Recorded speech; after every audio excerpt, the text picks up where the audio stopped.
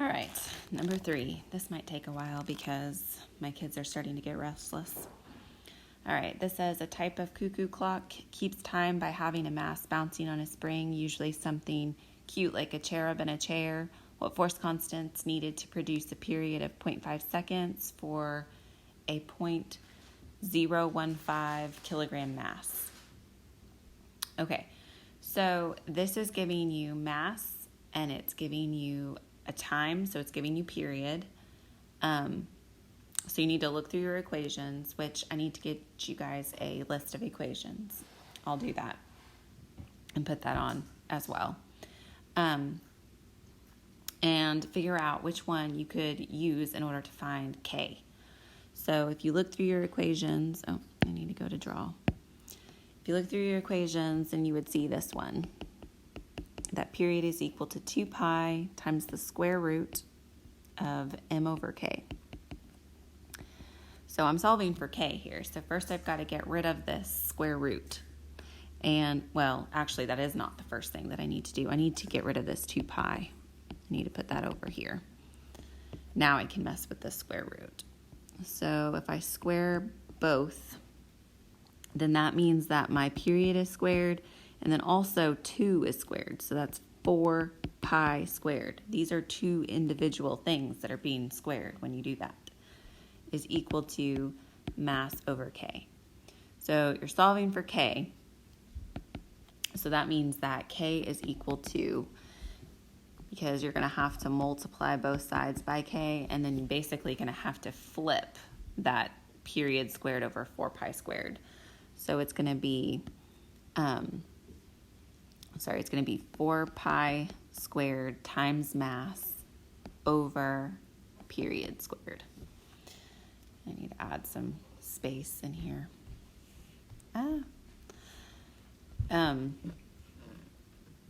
So now it's just a matter of plugging in numbers. So you've got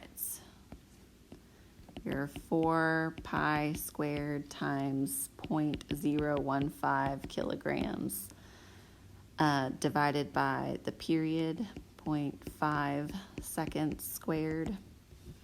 Do the math for that, and you should get 2.37 newtons per meter. Okay, so again, you're just going to have to see what you're given. All right, so the next one, what's the length of a pendulum that has a period of 0.5 seconds? So again, look through your equations. You've got time, you've got a period here. So when you look through your equations, for something that's going to solve for length, you might see that you have one that looks like this. Well, we know gravity, so that's just a given. If we rearrange this to solve for length, then length would equal period squared times gravity over 4 pi squared. So mathematically, I did the same thing as I did before. You divide by 2 pi, do the square root, okay? And then basically you're just going to have length divided by gravity over here. So then you would multiply both sides by gravity, which is what I have going on. So we've got period squared, which is 0.5 seconds squared, times 9.8 meters per second squared, divided by 4 pi squared. And sorry, my daughter's hanging around here. So anyway, whenever you solve that, you're going to get 6.21 times 10 to the negative second meters, or basically 6.21 centimeters. Okay. Hopefully that's making some sense. If it's not, send me a message or something. So our test is going to be next Tuesday.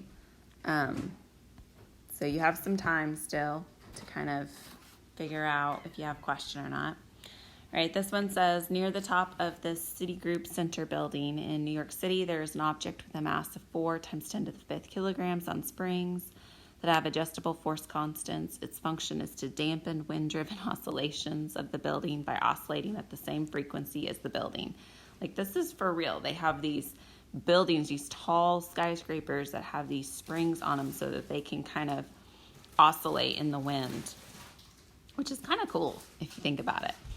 So then this says, what effective force constant, hold on, I gotta open a bag of chips, should the springs have to make the object oscillate with a period of 2 seconds? Okay, so again, what are we given in this? Well, we're given a mass. We're given this 4 times 10 to the 5th kilograms, and we're given a period. Okay, so this is wanting us to find the force constant. Well, we've done one just like this before. It was like 2 problems back. So we've got period is equal to 2 pi times the square root of mass divided by k. So if we rearrange that to solve for, k, then that's going to equal 4 pi squared times m over period squared. All right, if we plug in some of our numbers,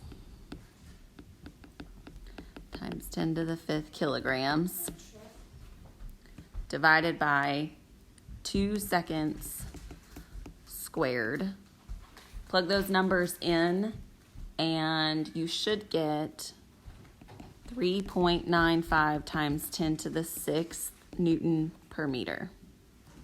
And then it says, what is the energy? Okay, so you're like, what? Okay, this is stuff that was from before. So we have to figure out if it's energy stored, then what kind of energy are we talking about? Well, we're talking about potential energy. Well, elastic potential energy is equal to 1/2. Okay. So tricky. I don't know why it's so touchy. Okay, 1/2 kx squared, and we just found the k in the previous one. So we have 1/2 times 3.95 times 10 to the 6th Newton per meter times the x, which is 2 meters squared. You solve that and you should get 7.9 times 10 to the 6th joules. All right, so kind of have to think about elastic potential energy and energy